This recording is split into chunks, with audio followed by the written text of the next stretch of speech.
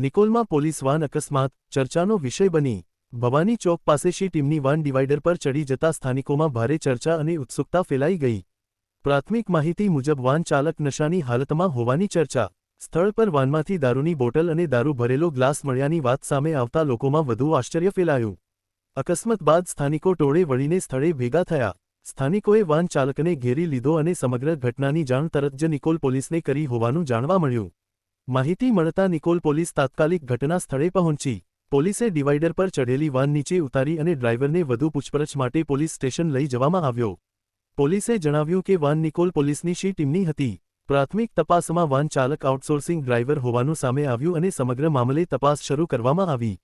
હાલ સમગ્ર મામલે કાનૂની કાર્યવાહી શરૂ કરવાની પ્રક્રિયા। પોલીસે સ્થાનિકોને ખાતરી આપી કે તપાસ પૂર્ણ થયા બાદ જરૂરી ગુનો નોંધાઈ આગળની કાર્યવાહી કરવામાં આવશે।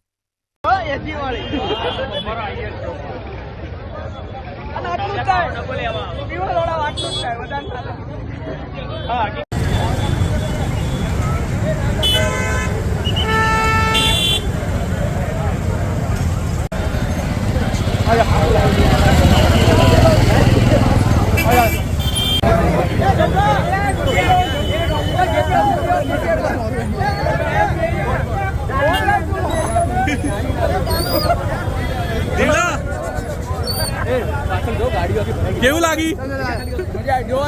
કઈ કાર્યવાહી થશે?